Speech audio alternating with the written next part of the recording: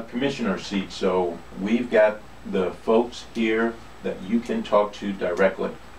Let's jump right in, and Sean, as you mentioned, we have Joe Jordan Robinson Jr. in the studio with us today. He is running for a county-wide school board seat, and these seats for the school board are critically important. And so thank you so much, Joe Jordan Robinson Jr., for joining us on Community Conversation. Thank you, Dr. Green and Sean. Welcome. So you must be busy right about now. Very busy, and I'm praying a lot. Praying a lot. All right. So why are you running? Why are you running right now? Well, I'm running because the school board needs some fresh faces. Mm-hmm. I'm a fresh perspective, and I'm not the status quo. All right. And I've been here in Hillsborough County most of all of my life, and I've had experience with the school district and some of the issues dealing with our students, dealing with the teachers, and dealing with the administration, including the superintendent. And so therefore, having been a community activist, going to the school board for over 20 years, my mother was a retired educator, 44 years school teacher. She taught in Pinellas, but I learned a lot about school systems. And being a engineer, I got a mechanical engineering degree at the University of Iowa. And so I have my own firm, businessman, for the last 22 years doing consultant engineering. I've done work at the school district. And I see that especially our African American and Latino students are failing, and they're not reading, and they're not graduating. And when you don't read, there's a direct correlation to the prison pipeline. So we have problems in the school district. Everybody's painting it with a rosy picture. Everybody's saying everything's good. Parents want more accountability. Taxpayers want more transparency. And as a fiscal conservative, that's what I try to bring to the table. So that's why I'm running, because I've got experience. I'm qualified, and probably the most qualified candidate in the race. So you put some of the key issues on the table already. So you've talked about some of the needs that are not being met in the district. So talk about some of the solutions that you will bring to the table as a member of the school board. As a member of the school board, one of the first things is that the school board has approximately announced about a $2.9 billion budget. It's one of the largest employers in Hillsborough County, and it's a large economic engine. Mm-hmm. There is some opportunities to trim some fat.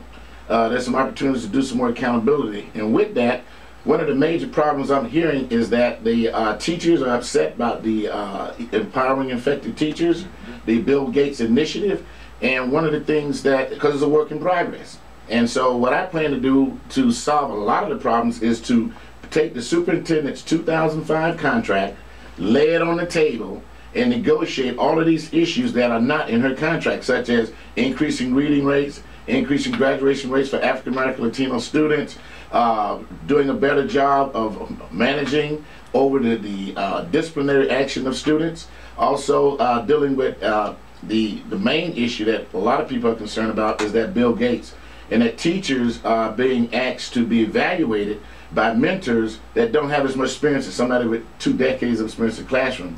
So it's a work in progress. And my solution to solve a lot of these problems is put it in the contract. She gets $250,000 base, and she gets almost $30,000 to $60,000 bonuses. So the key is to get the superintendent to do what she needs to do. And her contract is several years old, and it needs to be negotiated. No one else on the campaign has come up with that. My experience in contract, in business, and in engineering, solving problems, that's what I do, solve problems, gives me a leg up on others, because I also served the governor, Jeb Bush appointed me back to the Swiftmud Basin Board in 2001 to 2009, and I've learned how to set ad valorem taxes. I've learned how to get a consensus building on a board, and I've learned how to negotiate contracts, especially for administrators, because people in the community, if you talk to certain people, everything's rosy. You talk to the inner city and the Latino people, everything's hurting. And what's the end result? Our kids, just like you have your kids in the studio here today, our kids are being misled. They're on the bling bling, they're out fighting, they're out, the morals are gone, there's no more morality anymore. There's a fight.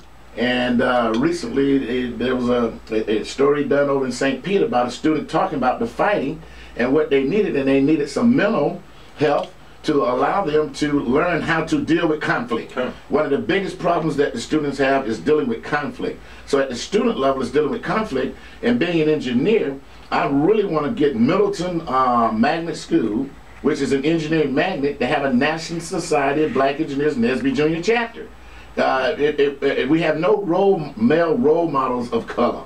That's one of the major issues when you go over there. These male role models, they don't see anybody that looks like me, thinks like me. And so that's why I'm here, is to put that out there. And also parents want a choice. Schools are neighborhoods are becoming segregated.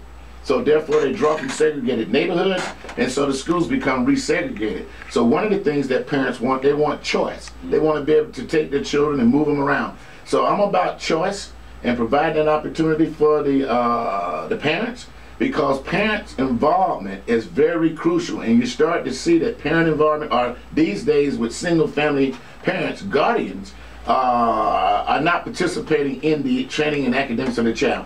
So I'm about making sure they get on board, finding opportunities for them to get on board, and then maybe some parents, we may have to make it mandatory that you do get on board.